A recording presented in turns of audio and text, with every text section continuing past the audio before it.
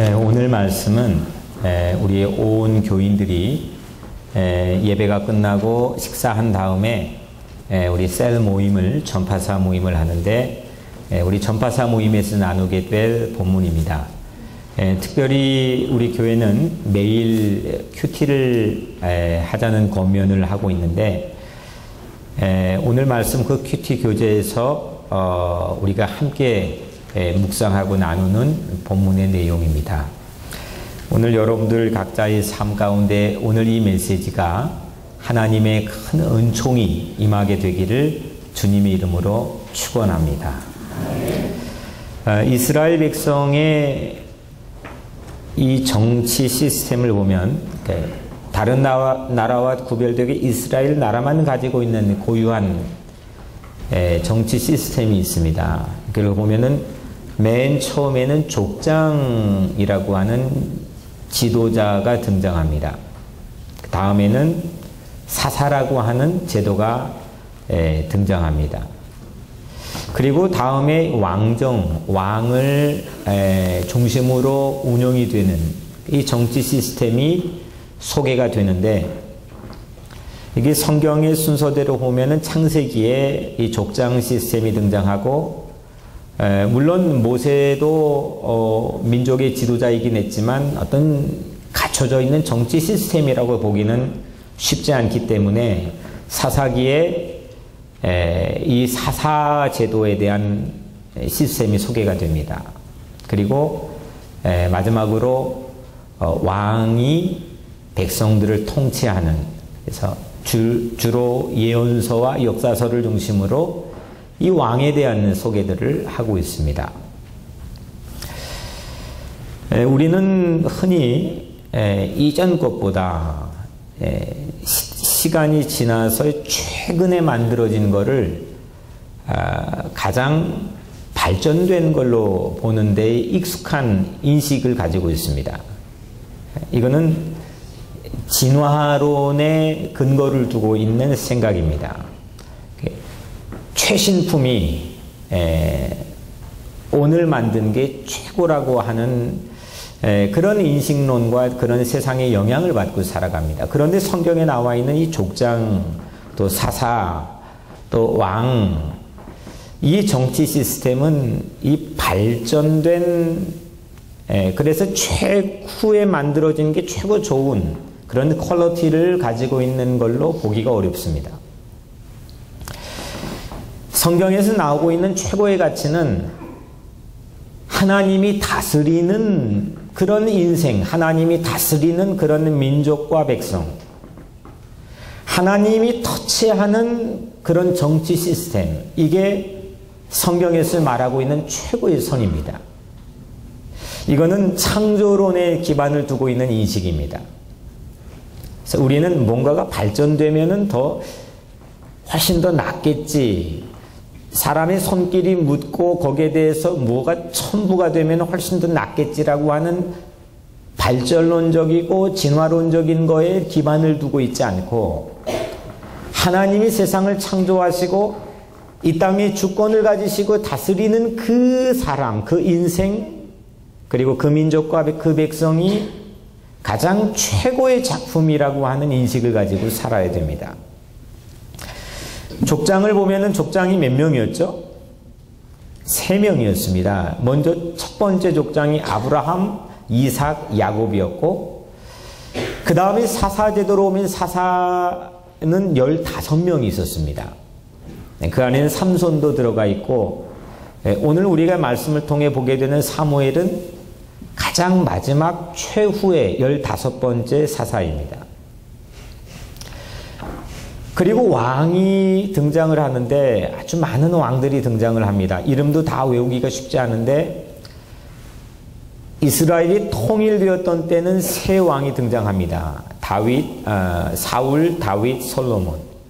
그리고 남북으로 분단된 시대에 남쪽에는 20대까지의 20명의 왕이 있고, 북쪽은 19명의 왕이 소개가 됩니다.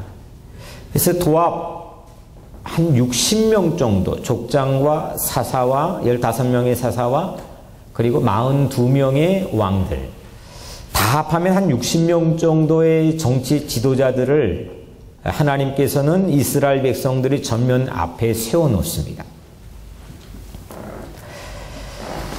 오늘 이 사무엘상 8장이 짧은 스토리 안에 아주 결정적인 역사의 대하 드라마가 펼쳐지는데, 최후의 사사인 사무엘과 또 바로 그 다음 장에 소개되는 최초의 왕인 사울 왕, 이 사이 과도기, 경랑의 시기를 보내고 있는 이 과도기를 오늘 말씀을 통해서 소개해주고 있습니다. 우리 인생을 한번 넓게 펼쳐보면 우리 인생 안에서도 무언가 패러다임이 바뀌고 무언가 이게 질적인 전환이 이루어지는 아주 결정적인 전환기가 있습니다. 그냥 싱글로 살다가 짝을 만나서 결혼을 했어요. 이것도 아주 큰 전환기입니다. 여러분들 각자 인생. 그리고 그냥 결혼해 살다가 아빠가 되고 엄마가 되었습니다. 이것도 우리 인생에는 매우 큰 전환기입니다. 직장을 구하는 것도 마찬가지고 학교에 어플라이해서 그 학교를 준비하는 것도 마찬가지입니다. 아마 여러분들의 인생 가운데는 매우 다양한 그 과도기 한복판에 서 있는 그런 분들도 적지 않을 거라고 생각이 듭니다. 오늘 이 말씀처럼 이 사사시대와 왕정시대 사이에 오늘 사무엘상 8장이 끼어 있는데, 이 안에서 과연 뭐가 일어났을까? 과연 어떤 일들이 펼쳐졌을까? 이 말씀이 주고 있는 의미와 메시지가 뭘까? 이걸 깨달아서 이 말씀을 주의 깊게 살펴서 혹시 여러분들의 인생에 과도기를 보내고 있다면 여러분들의 인생에 참다운 하나님의 지혜와 새로운 용기가 주어지기를 주님의 이름으로 간절히 축복합니다. 하루는 이스라엘의 모든 장로들이 사무엘을 찾아왔습니다. 사무엘에게 갑자기 우리에게 왕을 세워달라 이렇게 요청을 합니다. 아니 지금 사무엘은 사사인데, 명백한 사사인데 우리에게 왕을 세워달라고, 그러니까 다시 말하면 항명을 하는 겁니다. 이대로 못 살겠다, 한번 엎어보자. 이유가 두 가지였습니다. 오늘 5절 말씀을 보니까 이유가 두 가지. 사무엘이 늙고 그 아들들이 그 아버지대로 행하지 아니했습니다. 하나는 이 사무엘이 노안이 왔습니다. 힘이 떨어지고 더 이상 그걸 바라보고 백성들이 기댈 만한 언덕이라고 백성들이 생각을 하지 않게 되었습니다. 그래서 지방에 세워놓은 사사들인 자기 아들들이 뇌물을 받고 이 사사들이 부정적인 재판을 하게 됩니다.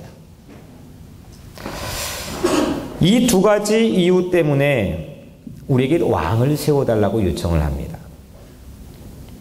오늘 1절에 맨 처음 보면 사무엘이 늙음에 그의 아들들이 이스라엘 사사로 삼으니, 이 말씀이 오늘 8장 전체를 이끌고 가는 도화선이 됩니다. 사무엘이 늙었고 아들들을 사사로 세웠는데 이 일이 그렇게 될 줄이야. 꿈에도 생각하지 못했는데 결국 이 일 때문에 왕정 시스템이 이스라엘 백성 가운데 세워지게 되고, 파란만장한 분열되고 나라를 빼앗기고 고생하고 이런 파란만장한 이스라엘 역사가 파노라마처럼 이 뒤에 펼쳐지게 됩니다. 낡은 제도, 또 낡은 인재, 이게 새로운 왕정 제도에 대한 명분을 제공했다면 왜 하고 많은 것 중에서 하필 왕을 요구했을까? 아니, 다른 아이디어도 충분히 생각해 볼 수 있었을 때 왜 하고 많은 것 중에 왕을 세워달라고 요구했을까? 왜 킹일까? 오늘 5절에 보면 모든 장로들이 사무엘에게 와가지고 당신은 지금 늙었고 당신의 아들들은 부패와 비리로 형편없는 그런 생활을 일삼고 있으니 우리가 왕을 세워주는데 모든 나라와 같이 이게 그들 마음속에 있는 명분입니다. 모든 나라처럼, 주변에 지금 둘러싸고 있는 강대국처럼 우리를 침공해서 어렵게 하는데 그들 나라들을 보면 왕을 세워놨는데 그들 나라들처럼, 열방처럼. 왕정제도의 가장 큰 매력은 중앙 집권적인 지도력을 가지고 있습니다. 일사불란하게 군대를 조직하고 모집하고 트레이닝을 시켜서 늘 준비된 상비군을 만들어 놓습니다. 언제든지 전쟁이 일어나면 출동할 수 있는. 근데 사사시대에는 상비군이 없었습니다. 전쟁이 일어나면 급하게 모집을 합니다. 근데 이 백성들이, 장로들이 볼 때는 늘 그게 부러움의 대상이었습니다. 우리들도 미리 잘 일사불란하게 준비되어 조직되는 상비군이 있다면 우리가 훨씬 더 마음 놓고 안정을 누리며 살아갈 수 있지 않나. 그 조직 시스템이 이 곰곰이 중앙을 보니까 왕이 있더라 이겁니다. 그래서 우리에게 왕을 세워달라. 왕을 구하는 마음은 그래서 이 누구처럼, 누군가처럼 나도 그렇게 되고 싶다고 하는 마음입니다. 내 마음에 두려움이 있는데 이것 가지고는 안 되겠다고 좀 뒤집어 엎고 싶은데 내 마음에 불안이 있는데 내가 보니까 누군가처럼 나도 그렇게 되고 싶다고 하는 마음이 중요한 동기가 됩니다. 왕을 구하는 마음입니다. 우리도 누구와 비교하며 살아갈 때가 있습니다. 그리고 세상과 같아지기 위해서, 세상의 누군가와 같아지기 위해서 요청하는 것들도 우리 삶 가운데 있습니다. 공부를 하는 이유도, 자녀를 잘 키워서 대학에 보내고 출세시키는 이유도, 또 내가 직장을 구하고 일을 하는 이유도, 심지어는 신앙생활을 하는 이유도 우리가 이런 함정에 빠질 때가 참 많이 있습니다. 열방처럼, 누군가처럼. 본래 이스라엘이 어떻게 건국이 되었느냐 살펴보면 이스라엘 백성은 본래 노예였습니다. 430년 동안 노예였습니다. 그런데 하나님께서 출애굽기 19장 6절 말씀에 보면은 이스라엘 백성들을 선택해 출애굽을 시킨 다음에 이 백성들에게 뭐라고 약속을 하고 불러주셨냐면은 너희는 이제 제사장 나라고 거룩한 백성이라고 하는 새로운 아이덴티티를 주었습니다. 명찰을 바꾸어 달아줬습니다. 너희는 이제 노예가 아니야.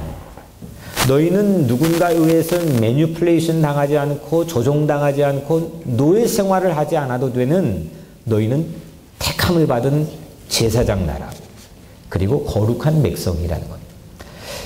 이 백성에 대한 새로운 아이덴티티가 그들에게 생겼습니다. 이게 그들의 건국 이념입니다. 세상의 어떤 나라도 도무지 흉내낼 수 없는 명찰을 그들의 가슴팍에다 달아주었습니다. 하나님께서.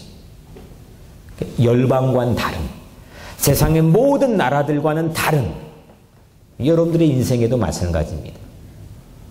우리 눈에는 보이지 않지만 여러분들에게 그 약속의 명찰들을 하나씩 달아주었습니다. 너희는 내가 택한 제사장 나라에 속한 백성이고 거룩한 시민이라는 겁니다. 그런데 이 나라의 백성들이 이제는 지금 급기야 오늘 말씀 보니까 거꾸로 돼가지고 우리가 열방처럼, 모든 나라들처럼, 세상처럼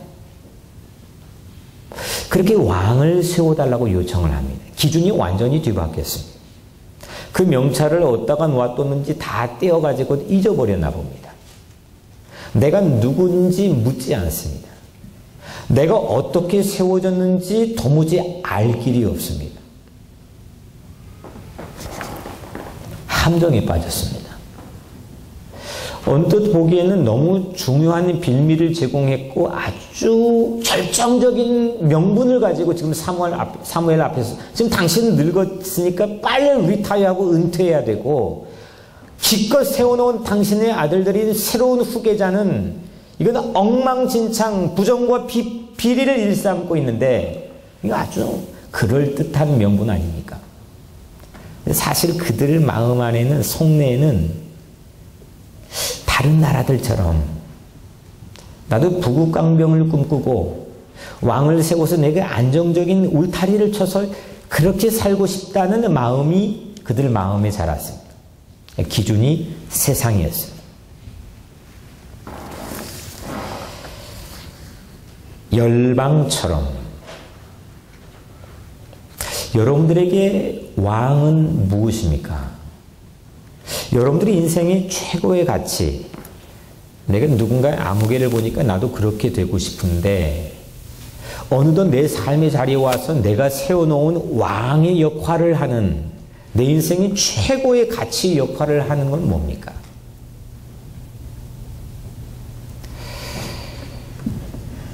열방과 구별된 제사장 나라의 정체성, 이스라엘 백성의 정체성은 하나님을 왕으로 모시는 겁니다.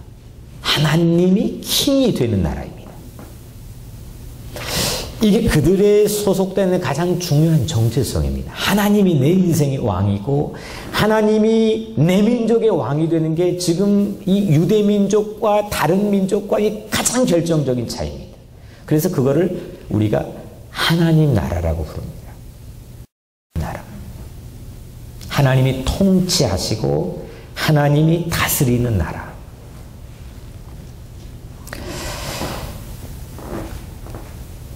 이 슬로건은 가나안 그 땅에 처음 정착해 들어올 때 여호수아를 필두로 13년 동안 가나안 이 원주민들과 전쟁을 했을 때도 목숨 걸고 싸우는 그들 가슴에 불타오르는 열정이었고 슬로건이었습니다. 하나님이 통치하는 나라를 세워보자는 겁니다. 이것이 우리가 가지고 서 있는 내 존재의 목적이고 의미라고 하는 걸 깨달았기 때문에 그 목숨 걸고 달려들었습니다. 근데 그걸 다 까먹었습니다. 하나님이 다스리는 신정을 포기하고 인간이 다스리는 왕정을 선택했습니다. 이 이야기를 듣고 사무엘이 참 괘씸했습니다. 오늘 말씀 들으니까 마음이 언짢았습니다. 하나님께 가서 기도했습니다. 기도를 하니까 하나님이 전혀 뜻밖의 말로 사무엘을 위로해 주시는데 이는 그들이 너를 버림이 아니요 나를 버려 자기들이 왕이 되지 못하게 함이니라. 이 말 잘 보면 지금 네가 늙어가지고 네 자식들이 지금 부정부패에 일삼아서 사실 그걸 명분으로 내서쯤은 천만에 그건 너 버린 게 아니야. 이건 나를 버린 거야. 지금 그 말씀을 하고 있는 겁니다. 우리도 그럴 때가 있는 것 같습니다. 아주 괜찮아 보이는 명분을 손에 쥐고 있습니다. 내가 이 옵션을 선택해야만 되는 아주 결정적인 단서를 손에 쥐고 죄죄를 부르면서 하나님 앞에 설 때가 있습니다. 근데 교묘하게 우리 마음 가운데 숨어있는 함정은 결국 내가 왕이 되겠다는 겁니다. 제 집들도 그랬습니다. 하나님이 주인 되는 인생을 포기한 겁니다. 오늘 여러분들 모두 인생 가운데 지존하신 하나님, 여러분들을 아낌없이 사랑하시고 생명을 줘가면서까지도 여러분들을 구원하기를 원하시는 왕이신 하나님을 드높이는 그런 인생이 되기를 주 이름으로 축원합니다. 여러분들은 이 가슴팍의 명찰에 뭐라고 써 있다고요? 제사장 나라에. 그리고 거룩한 시민, 거룩한 백성이에요. 이건 내가 노력해가지고 퀄리파이를 딴 게 아니라 하나님이 내 가슴팍에 그 명찰을 달아준 겁니다. 혹시 명찰이 달랑달랑 떨어질까 말까 하는 그런 분들이 있다면, 아니면 이거 어디 갔지 하는 그런 인생이 있다면, 오늘 이 메시지를 통해서 여러분들 가슴에 새로운 주님이 달아주신 그 명찰, 내 인생의 새로운 아이덴티티, 하나님을 왕으로 모시고 하나님이 다스리고 통치하는 그런 인생이 오늘 여러분들의 인생이 되기를 주의 이름으로 축원합니다. 우리 교회도 딱 그런 교회만 되면 좋겠습니다. 목사가 주인 되지 않는 교회, 세상에 어떤 인본주의도 주인되지 않는 교회, 틈새도 없는 교회, 오직 하나님만이 다스리고 하나님만이 통치하시는 그런 교회, 그런 교회가 우리 교회가 되기를 주님 이름으로 축원합니다. 왕을 달라 했는데 참 궁금합니다. 이 왕을 달라고 한 철없는 이 자녀들, 이 백성들에게 하나님이 과연 뭐라고 반응했을까? 그 자식들이 철없이 뭐 요구할 때가 있잖아요. 뭐 우리 애들도 사달라고 하는 게 많지는 않지만 가끔 뭐 게임기를 철이 없게 느껴지지만 이거 참 하나님께서 우리에게 어떻게 반응할까? 내가 기도를 하면 그 안에는 철이 있는 기도도 있고 철없는 기도도 분명히 섞여 있을 텐데 내 손에 쥐어준다고 해도 그게 나에게 유익이 될지 아니면 나에게 무익한 것이 될지 나는 아무것도 모르는데 너무 확신을 가지고 하나님 나 이거 달라고 하는데 그 다 알고 있는 하나님은 그냥 어떻게 반응하실까? 오늘 말씀을 보면 세 가지 정도의 반응을 하나님 보여줍니다. 첫 번째로 경청입니다. Listen. 사무엘 보고 그랬어요. 오늘 7절에 보면 백성이 네가 한 말을 다 들어라. 그 말도 안 되는 이야기를 척척 자신 있게 하는 그 말을 가서 다 들어주라는 겁니다. 두 번째로 교육입니다. 9절에 보면은 엄히 경고해주고 왕의 제도를 가르치라 했어요. 가르쳐라. 이게 얼마나 무서운 건지 그 백성들이 손에 쥐어줬을 때 그게 얼마나 처참한 것인지 그 다 좀 말 좀 해줘라. 교육해라. 가르쳐줘라. 경고하라. 이게 지금 뜨거운 건데 이거 다면은 얼마나 이거 지금 뜨거워서 손이 딜지도 모르는 무서운 건지 그 결과에 대해서 그 자녀에게 알려줘라. 왕을 세워놓으면 먼저는 내 자녀들을 내 딸들을 위안부로 또 징용으로 끌고 갈 거고 내게 있는 소유를 마음대로 착취해서 강탈하게 갈 거고 무거운 세금을 징수해 가지고 호의호식 할 텐데 이 엄청난 일들을 감당할 수 있겠느냐. 교육해줘라. 이게 두 번째 하나님 반응이었습니다. 알려줘라. 세 번째는 매우 뜻밖입니다. 하나님이 이렇게 할 수도 있을까? 싶을 정도로 매우 뜻밖인 하나님의 반응인 하나님이 허락을 해줬습니다. 22절에 왕을 세우라 했습니다. 왕을 세우라. 그냥 들어줘라. 가서 왕을 세워라. 원하는 대로 허락하셨습니다. 들어줘도 사실 우리끼리 자녀들하고도 마찬가지지만 이야기지만은 말도 안 되는 얘기를 하는데 그러면 한 번, 두 번, 세 번 그렇게 들어줄 여유, 마음의 여유가 우리 가운데 있습니까? 사실 그렇게 많지 않습니다. 하나님께서는 그거 다 들어줬습니다. 그리고 이게 왜 위험한지 위험 경고 표시를 가지고 이거를 다 안내문을 가지고 읽어줍니다. 그거 가지 마. 거기 가면 다치고 위험하고 죽을지도 몰라. 그런데 하나님께서 이 말하는 거를 이 백성들이 한 번 갖고 싶었기 때문에 한 번 갖고 싶은 마음이 생긴 이후에는 어떤 말도 들리지 않았습니다. 귀가 한 번 딱 닫혀버리니까 그게 확신을 가지니까 그냥 밀어붙이는 겁니다.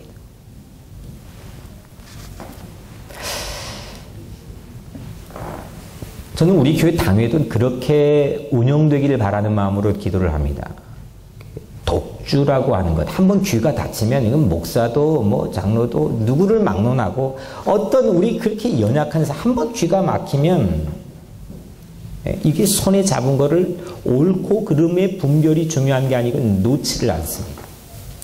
언제든지 내가 최고 중요한 가치를 생각했던 것조차도 하나님 믿는 신앙 이외라고 한다면 쉽게 그 집착에서 벗어날 수 있는 용기가 우리에게 필요한데, 오늘 이 백성들이 꼭 우리 모습처럼 이 귀가 닫혀서 더 이상 듣지를 않습니다. 재차 가서 말했는데도 또 왕을 세워달라고 합니다.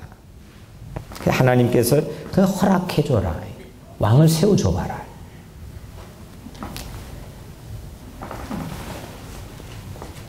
뻔히 고생할 길을 아는데도 왜 하나님께서 허락하셨을까? 그 길 가면은 이렇게 고생할 것도 뻔히 아는데 왜 하나님께서 세워주셨을까? 저는 이 부분에 탕자의 아버지가 오버랩이 되었습니다. 탕자가 아버지 찾아가서 나에게 미리 유산을 달라고 했습니다. 그 말도 안 되는 얘기입니다. 아버지가 살아있는데 아버지 장례식도 치르지 않고 두 눈 뜨고 살아있는데 뭐 유산을 달라고 하는 그런 두려움 막심한 자식이 어디 있습니까? 이거 갖고 나가서 이 자식이 어떻게 될 것 눈앞에 뻔히 보이는데 그 아버지가 어떻게 했어요? 어떻게 했죠? 유산을 줬어요. 허락해 줬습니다.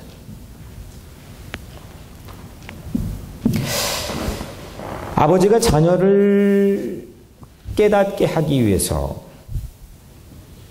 이 아버지가 참고 인내하는 시간은 그 허락한 이후부터의 모든 시간입니다. 우리가 기도하며 요청할 때 사실 우리가 요구하는 것이 진짜 내게 유익할지 무익할지, 내 약을 주면 이거 다 좋다고 하는데 내 몸에는 진짜 이게 좋은 건지 나쁜 건지, 그 직장을 갔는데 그 직장 다 좋다고 하는데 진짜 나에게 좋을지 안 좋을지, 그 자동차 다 최고 좋은 자동차라고 하는데 싱싱 달리고 뭐 그럴 수 있는데 그 자동차 타가지고 진짜 나에게 좋을지 안 좋을지 우리는 아무도 알지 못합니다. 그냥 필링이 그렇다는 겁니다. 그렇게 하면은 괜찮을 것 같다는, 점차적으로 확신을 가지고 기도의 요청을도 우리는 하게 됩니다. 또 기껏 세상에서 내가 봤던 것, 세상의 모든 나라가, 세상의 모든 사람들이 그러니까 또 기도하고 요청하기도 합니다. 그런데 사실 솔직히 정말 나에게 어떤 유익이 있을지는 누구도 알지 못합니다. 그렇다면 왜 하나님은 좋지 않은 것을 우리에게 허락했을까? 우리를 깨닫게 하려고, 우리를 알게 하려고. 이 방법이 아니면 세상에 어떤 인류도 깨닫지 못했기 때문에, 오늘 본문에 보면 430년 노예살이 하다가 기껏 출애굽시켜놨더니 그 뒤로 계속 나를 버리고 또 버리고, 데려다 놓으면 또 버리고 했다는 걸 하나님이 사무엘에게 말하지 않습니까?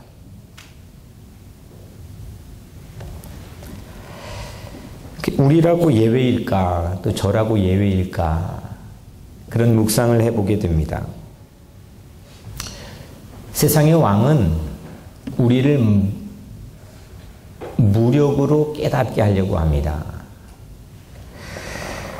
그런데 하나님의 왕이 되는 방식은 오늘 아버지처럼 그 주면 안 되는데 그걸 허락해 주는 아주 무력한 아버지 모습을 보이면서까지, 그 왕 그 허락해 주면 안 되는데 그걸 그냥 허락해 주는 그 아주 무력한 아버지 하나님의 모습같이, 그 모습을 가지고 하나님은 왕이 되는 방식을 역사 가운데 보여줍니다. 이게 하나님의 칭이 되는 방식입니다. 십자가를 통해서 그 무력하게 두 손에다가 못 박아놓고 움직이지도 못하고 뭘 할 수 있습니까? 공중에 매달아 놨는데 아무것도 하지 못하는 그 무력한, 지 마음대로 밑에서는 다 할 수가 있습니다.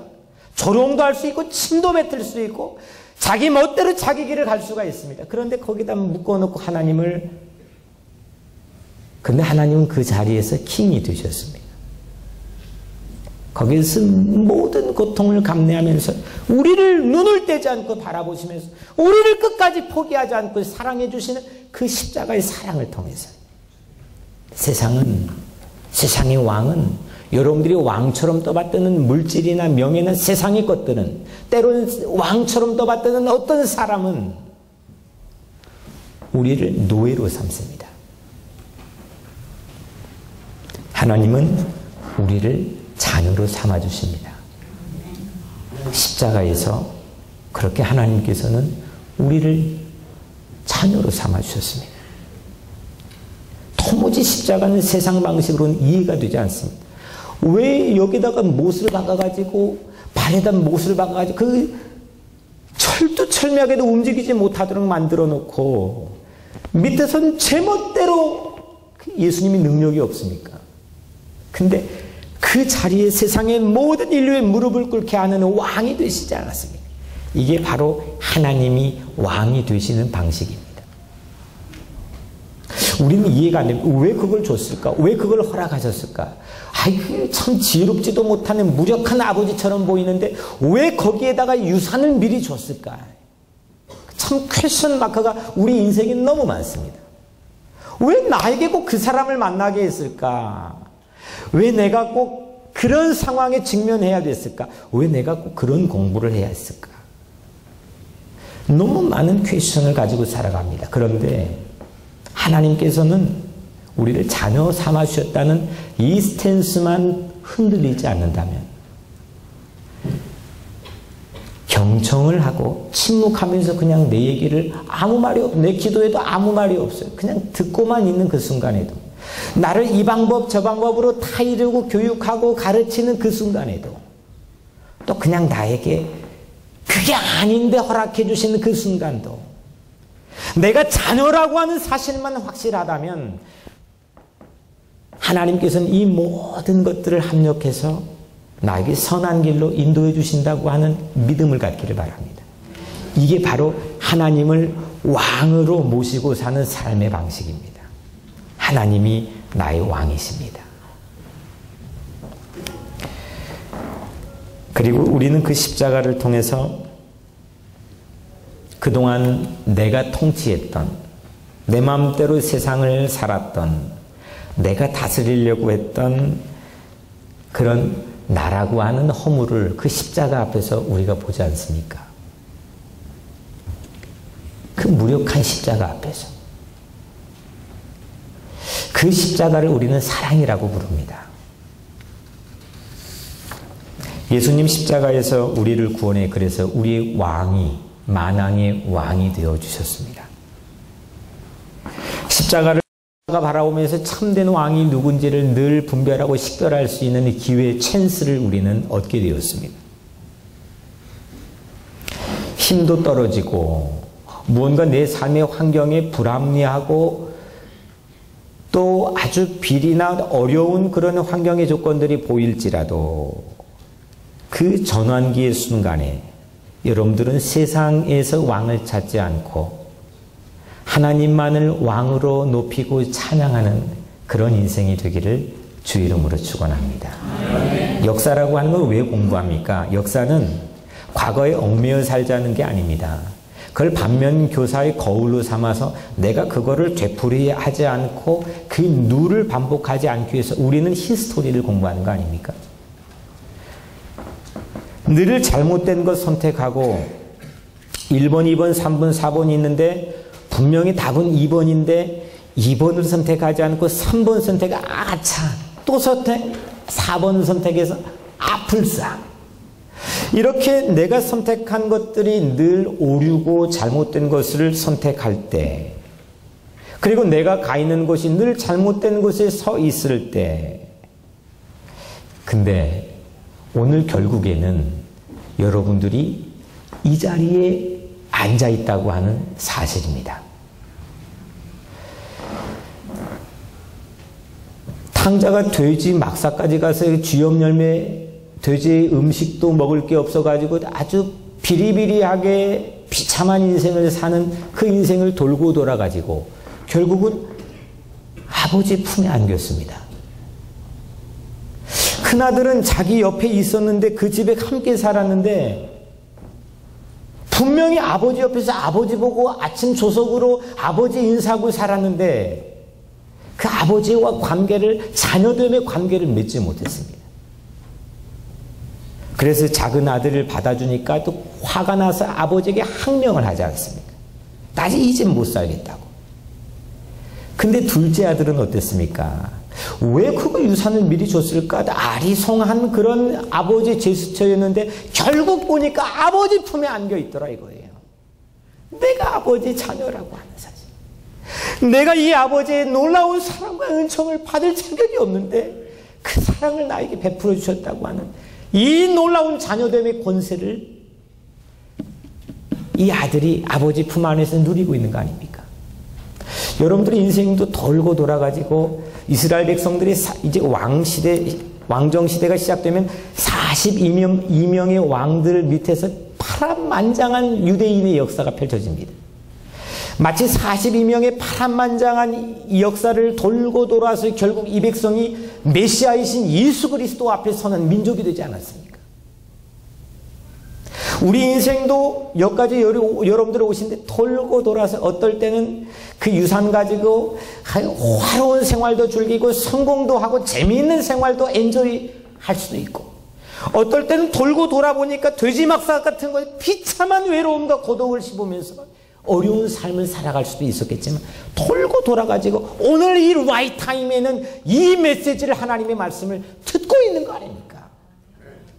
당자가 아버지 품에 안겨가지고 자녀됨의 권세의 능력을 회복했던 것처럼 오늘 이 시간에 여러분들이 그 아버지의 사랑, 그 아버지의 품 안에 앉아있는 거 아닙니까? 왜 나에게 줬을까? 왜 나에게 그 사람 만나게 했을까? 왜 치질이도 내 가정이 이렇게 고생하게 만들었을까? 왜 나에게 그 물질을 주셨지? 왜 나에게 그 길을 가게 했지? 도무지 답이 없는 우리 인생이 수없는 돌고 도는 인생이. 근데 오늘 이 자리에 여러분들이 선택받아서 아버지 품에 안겨있는 거 아닙니까? 여러분들 큰아들처럼 늘 아버지 집에 있다 생각 자신만만했는데 결국엔 자녀됨의 그 놀라운 권세를 누리지 못했던 그런 누를 범하지 않고 우리 삶에 허물이 많고 그 필요도 없는 것 나에게 해악이 되는 것도 달라고 하면서 기도하는 그 부족한 나를 오늘 이 자리에 앉아서 또 하나 주고 또 들려주고 너는 내 자녀라고 불러주시는 그 놀라운 사랑, 그 놀라운 하나님의 은총을 오늘 여러분들 모두가 누리게 되기를 주 이름으로 축원합니다. 아멘. 참된 왕 앞에 서는 순간, 내 아버지 앞에 서는 순간, 이것이 우리가 말하고 있는 그레이스, 은총 아닙니까? 이 왕 앞에 설 때만 참 평화가 오는 겁니다. 세상에 내가 왕이 되어가지고 서봐도 거기에는 참 평화가 없습니다. 나를 든든하게 방어해 줄 수 있는 방어막을, 성곽을 돈으로 세워도 되고, 어떤 화스러운 걸로 세워도 되고, 시스템으로 세워도 되고, 근데 그건 나에게 허점을 너무 많이 노출시켜 줍니다. 두렵게 만들어 줍니다. 근데 참된 왕이신 하나님 앞에 서게 될 때, 그분이 통치하시고, 그분이 다스리시고, 그분이 자녀로 삼아 사랑해 주시는 그 앞에 서게 될 때 오늘 여러분들의 마음에는 세상이 줄 수 없는 놀라운 용기와 담대한 믿음을 얻게 될 줄로 믿습니다. 지난주에 한 분과 LA를 다녀와서 우리 양희철 목사님이 세배하고 와서 전화를 이제 하게 됐는데 그 한 분이 이런 고백을 세상이 눈으로 다 덮여 있더라고요. 근데 그분이 전화를 하면서 세워볼 그랬어요. 계속 감사하다는 거예요. 별것도 아닌 거 가지고 또 고맙다 그러고 하나님께 감사하다고. 그분은 하나님을 잘 믿지 않았던 사람입니다. 그냥 고맙대요. 감사하대요. 그러면서 이 세상에 덮인 눈을 보니까 야 이건 녹으면 이 눈 속에 있는 것들이 참 만물 앞에 모습을 드러내겠구나. 이것처럼 이 사람이 영안의 비밀이 벗겨지니까 별것도 아닌 건데, 그냥 이전에 있던 건데, 이전에 움직이지 않았기 옆에 있던 건데 그냥 다 감사하다는 삶의 자세와 방식과 하트와 모든 게 바뀌어졌습니다. 또 며칠 전에 우리 한국에 항암 투병을 하는 우리 김천만 장로님, 우리 와이프 되시는 김영숙 권사님하고 전화를 했습니다. 매일 전화하면서 요 근래 전화는 이 수치, 백혈구, 혈소판 뭐 이런 수치가 0이라는 숫자만 나오게 해달라는 겁니다. 뭐 12,000 뭐 이런 숫자가 정상인데, 이게 항암을 하면 몸 안에 있는 모든 좋은 것들도 다 죽어버리기 때문에 이게 지로라고 하는 것도 나오잖아요. 근데 그게 나오니까 그것도 감사하다는 거, 그것도 고맙다는 거. 까마득하게 인식하지 못하고 살았던 모든 삶의 방식이 이 눈 녹듯이 녹아서 이 새로운 것들이 하나님의 왕되심이 딱 하고 드러나고 보이니까 내 삶에 대한 방식과 스타일과 시스템이 전혀 달라진다는 거예요. 그게 바로 하나님이 다스리는 인생입니다. 오늘 여러분들의 인생이 그렇게 하나님이 다스리고 하나님이 통치하시는 인생이 되기를 주 이름으로 축원합니다. 하나님께 왕을 달라고 하는 것도 좋고 나에게 왕만한 밸류를 달라고 하는 것도 좋지만, 내가 그 하나님 앞에서 그 왕되심을 인정하고 내 자녀됨의 권세를 누리는 게 훨씬 더 중요한 우리 신앙의 능력이 아니겠습니까? 사랑하는 성도 여러분, 사실 솔직히 저는 성직자이지만 너무 세상적이고 세속적인 영향을 많이 받고 있습니다. 오늘 이 말씀을 듣고 있는 여러분들도 마찬가지로 저는 별반 다르지 않다 생각합니다.